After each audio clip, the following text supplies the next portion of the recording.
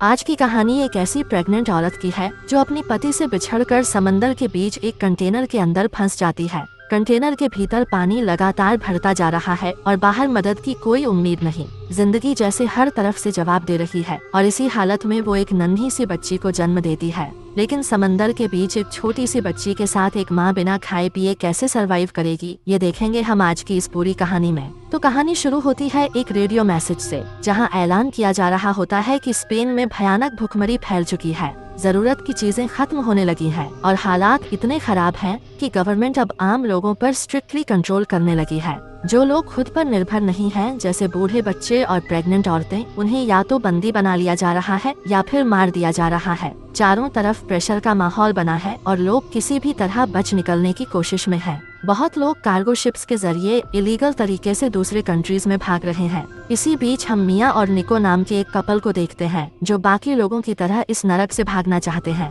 मिया pregnant है और उसका आखिरी महीना चल रहा है। फिर उनकी मुलाकात होती है ऐसे लोगों से जो कार्गो शिप्स के जरिए लोगों को देश से बाहर निकालते हैं। लेकिन मिया की हालत देखकर वो लोग और ज्यादा पैसे मांगते हैं और आखिर में उनके पास कुछ नहीं बचता तो उनकी शादी की अंगूठियां तक ले लेते हैं। फिर भरोसा दिलाकर दोनों को नोवेयर नाम के एक कार्गो कंटेनर में बिठा दिया जाता है, जहां पहले से कई प्रेग्नेंट वुमन और उनके परिवार मौजूद थे। ये कंटेनर पहले एक ट्रक से पोर्ट तक जाएगा, फिर वहां से शिप के जरिए दूसरे देश पहुंचाया जाएगा। मिया बहुत डरी हुई थी, पर निको उसे समझाता है कि मैं तुम्हें और हमारे बच्चे को कुछ नहीं होने दूंगा। अगर ये बेटी हुई तो हम इसका नाम उमा रखेंगे। उमा उनकी बड़ी बेटी का नाम था, जिसको सिर्फ इसलिए मार दिया गया था क्योंकि वो घर के बाहर खेलने निकल गई थी। इस बीच मिया को बैग में एक चॉकलेट मिलती है तो निको हल्के से जवाब देता है, जब हम एक सुरक्षित जगह पहुंच जाएंगे तब इसी से सेलिब्रेट करेंगे। जिसके बाद दोनों थककर वहीं सो जाते हैं। सुबह होते ही कंटेनर का दरवाजा खुलता है और भागदौड़ मच जाती है। लोग डर के मारे हड़बड़ी में अंदर चढ़ने लगते हैं और इस बीच मिया और निको एक दूसरे से अलग हो जाते हैं। तभी उस ग्रुप का मैनेजर फॉल्स फायर करके बताता है कि हमारे साथ बहुत सारे लोग हैं, इसलिए जो अभी अभी चढ़े हैं उन सबको अलग कंटेनर में जाना होगा। लेकिन कोई नहीं सुन रहा था, इसलिए मजबूर होकर वो अपने आदमियों से जबरदस्ती लोगों को बाहर निकलवाने लगता है। निको उन्हें समझाने की कोशिश करता है पर उसे भी निकाल दिया जाता है और मिया वहीं रह जाती है। अब अपने पति से अलग होकर वो घबराते हुए एक होल से देखती है, जहां बाकी लोगों के साथ निको को 107 नंबर कंटेनर में डाला जा रहा था। वो तुरंत उसे कॉल करती है तो निको उसे शांत करने की कोशिश करता है कि मैं ठीक हूँ, सारे कंटेनर एक ही शिप से जाएंगे, इसलिए अगले पोर्ट पर मैं तुमसे मिलूंगा। और उसे होशियार करता है किसी पर भरोसा मत करना और अपना ख्याल रखना। इसके बाद उनका ट्रक शिप की ओर निकल पड़ता है और तभी मिया बाहर देखती है कि लोग गवर्नमेंट के खिलाफ प्रोटेस्ट कर रहे हैं। लेकिन कोई फायदा नहीं था क्योंकि पुलिस और आर्मी सभी लोगों को बहुत बेरहमी से मार रहे थे और कुछ लोगों को कैद करके भी ले जा रहे थे और ये सब कुछ गवर्नमेंट ही करवा रही थी। मिया ये सब देखकर बहुत डर रही थी, लेकिन यहाँ खुद की जान बचाना भी मुश्किल हो रहा था। अब कुछ देर बाद उनका कंटेनर एक जगह रुकता है तो सब लोग कंटेनर के सीक्रेट पार्ट में जाकर छिप जाते हैं। मिया एक होल से बाहर देखती है तो वहाँ पुलिस ऑफिसर कंटेनर्स की तलाशी ले रहे थे। उन्हें इन्फॉर्मेशन मिली थी कि लोग कंटेनर्स में छिपकर देश से भाग रहे हैं, इसलिए सभी कंटेनर्स चेक किए जा रहे थे। लेकिन कंटेनर का दरवाजा खोलने के बाद अंदर कोई नजर नहीं आता क्योंकि सब लोग सीक्रेट पार्ट में छिप गए थे। लेकिन मेन ऑफिसर बहुत चालाक था, वो समझ चुका था कि कंटेनर में एक सीक्रेट पार्ट भी है। वो अंदर जाकर चिल्लाता है कि अगर अपनी मर्जी से बाहर आ गए तो जान बच जाएंगी, वरना सबको अंदर ही मार दिया जाएगा। ये सुनकर अंदर सभी लोग डर जाते हैं कि अब वो क्या करेंगे। इसी बीच मिया वहाँ पर रखे एक वुडन बॉक्स के ऊपर छिप जाती है। तभी डर के मारे एक लड़की दरवाजा खोल देती है और फिर ऑफिसर अपने आदमियों को ऑर्डर देता है और फायरिंग करके सभी लोगों को मार दिया जाता है। कुछ ही पलों में कंटेनर में लाशों के ढेर लग जाते हैं और मिया ऊपर से ये सब देखकर डर के मारे कांप रही थी, पर किसी तरह खुद को संभालती है।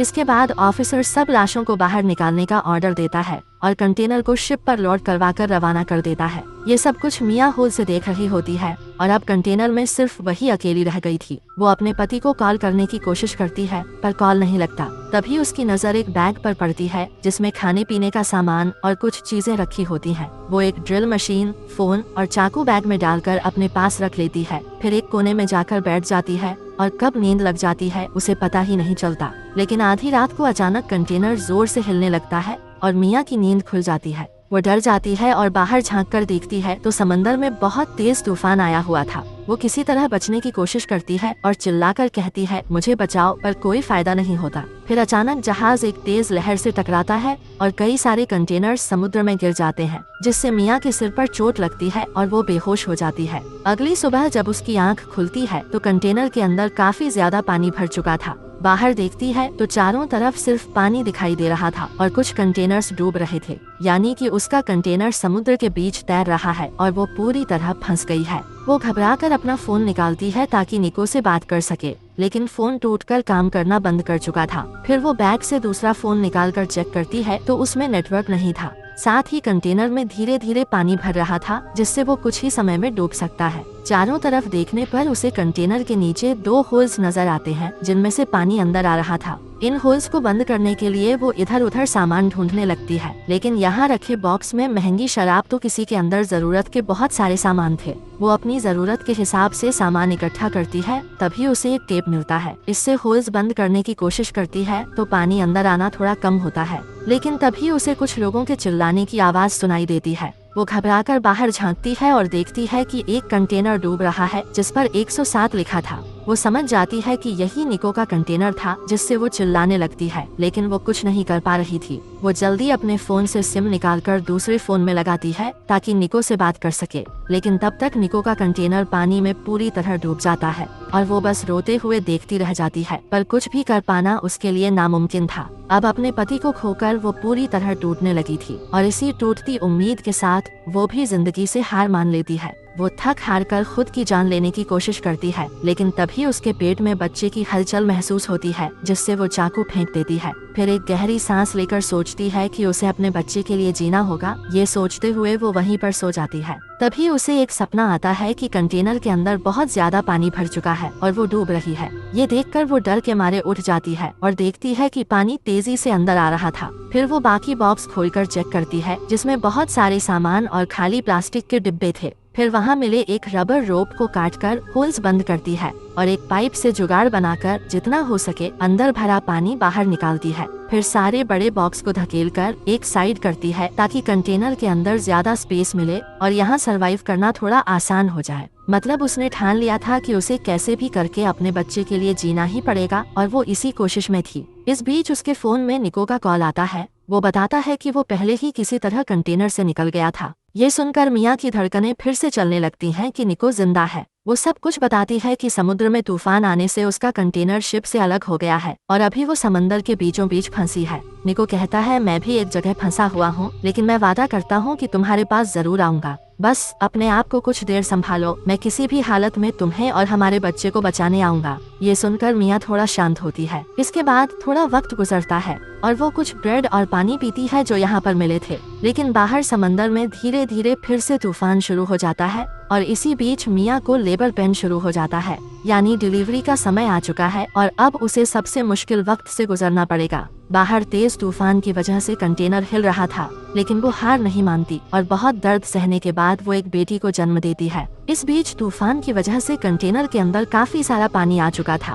पर वो एक बॉक्स के ऊपर खुद को और अपनी बच्ची को सेफ रखने की कोशिश करती है और वहीं सो जाती है। इसके बाद कुछ कपड़ों से अपनी बेटी को ढकती है, लेकिन अब उसके पास खाने का सामान भी खत्म हो रहा था और जिंदा रहने के लिए बहुत जल्द कुछ करना जरूरी था। उसे समझ नहीं आ रहा था कि क्या करना चाहिए। तभी उसकी नजर ड्रिल मशीन पर पड़ती है। वो सोचती है कि अगर कंटेनर की छत को काट दिया जाए तो बाहर जाकर शायद कोई मदद मिल सकती है।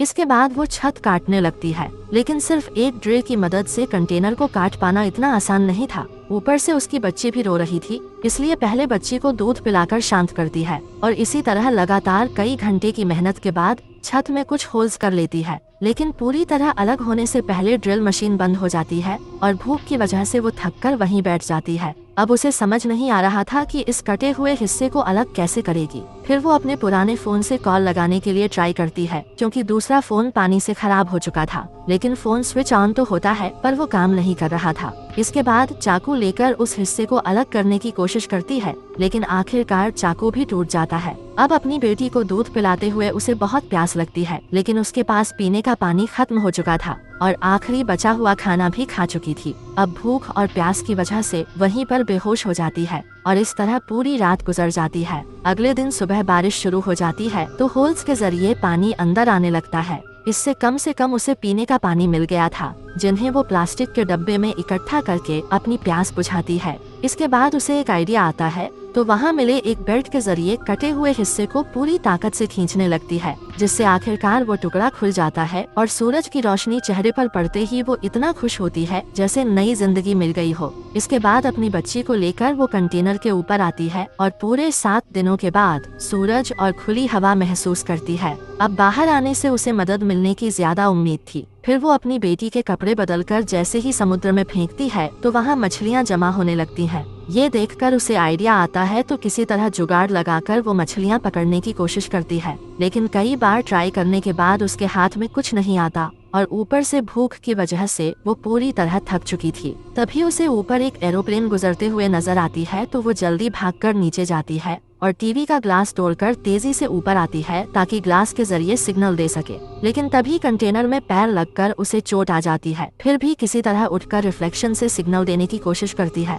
मगर तब तक एरोप्लेन बहुत दूर जा चुका था। अब इस चक्कर में उसका पैर बुरी तरह जख्मी होकर बहुत ज्यादा खून बह रहा था, इसलिए सबसे पहले जख्म का इलाज करने के लिए शराब से उस जगह को क्लीन करती है और कपड़े से साफ करती है। फिर टूटी हुई टीवी से एक पतली वायर निकालकर खुद ही अपना जख्म सिलने लगती है। इस दौरान उसे बहुत तकलीफ होती है, लेकिन ऐसा करने के अलावा उसके पास कोई ऑप्शन नहीं था। अब थोड़ा आराम करने के बाद वो कुछ वायर को जोड़कर एक नेट तैयार करती है जिससे मछली पकड़ा जा सके और फिर सुबह होते ही बाहर निकलकर मछली पकड़ने की कोशिश करती है। इस बार एक मछली उसके जाल में फंस जाती है, जिसको भूख की वजह से वो कच्चा ही खा जाती है। इसके बाद कुछ और मछलियाँ पकड़कर प्लास्टिक डब्बों में स्टोर भी करती है। अब खाना खाने से उसके बच्चे को दूध भी मिल रहा था और ऐसे ही किसी तरह सरवाइव करते हुए और 2 दिन गुजर जाते हैं, पर वो उम्मीद नहीं हारती। उसका फोन काम नहीं कर रहा था, पर अभी तक बैटरी बाकी थी, इसलिए वो निको की कॉल का इंतजार करती है। फिर उसी रात जब वो कंटेनर से बाहर निकलती है तो निको का आखिरी फोन आता है।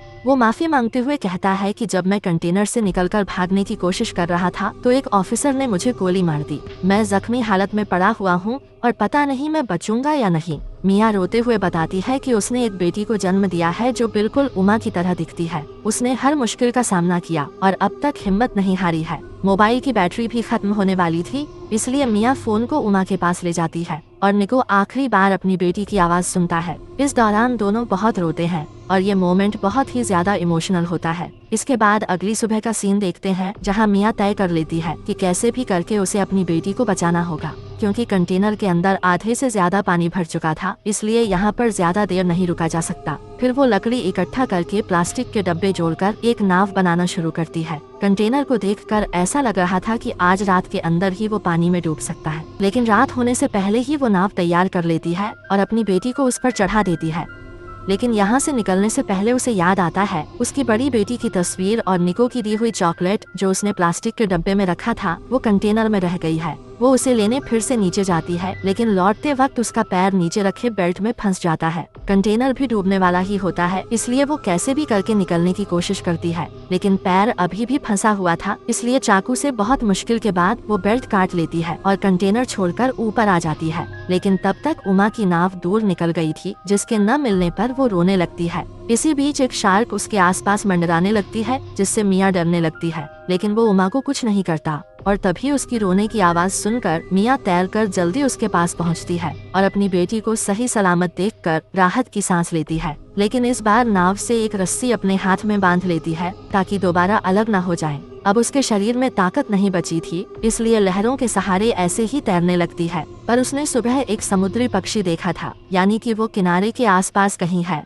और इसी उम्मीद में वो लहरों के सहारे बस जिंदा रहने की कोशिश करती है। इसी तरह सुबह हो जाती है और हम एक फैमिली को देखते हैं जो बोट लेकर यहीं आसपास मछली पकड़ रहे थे। तभी उन्हें कुछ दूर तैरता हुआ कोई चीज नजर आता है जहां बहुत सारे समुद्री पक्षी उड़ रहे थे। ये देखकर वो बोट वहां तक ले जाते हैं तो उन्हें एक बॉक्स नजर आता है। उसे ऊपर लाते ही उन्हें एक छोटी बच्ची मिलती है, जिसे देखकर वो चौंक जाते हैं। वो समझ नहीं पा रहे थे कि इतनी छोटी बच्ची को समुद्र में किसने छोड़ा होगा। तभी उनकी नजर उससे जुड़ी हुई एक रस्सी पर जाती है। वो रस्सी खींचने लगते हैं और तभी मिया दिखाई देती है जो बेहोश हालत में डूबी हुई थी। वो जल्दी उसे ऊपर खींचते हैं पर उसे देखकर लग रहा था कि वो मर चुकी है, लेकिन फिर भी सीपीआर देकर वो उसे होश में लाने की कोशिश करते हैं और कुछ समय के अंदर मिया को होश आ जाता है। वो उसे संभालते हैं और होश में आते ही मिया सबसे पहले अपनी बेटी को ढूंढती है तो वो बताते हैं कि उसकी बच्ची सही सलामत है और उमा को उसकी गोद में देते हैं, जिसके बाद मिया अपनी बेटी को गले लगाती है और इस तरह आखिर पूरे 10 दिनों तक सरवाइव करने के बाद मिया ने न सिर्फ खुद को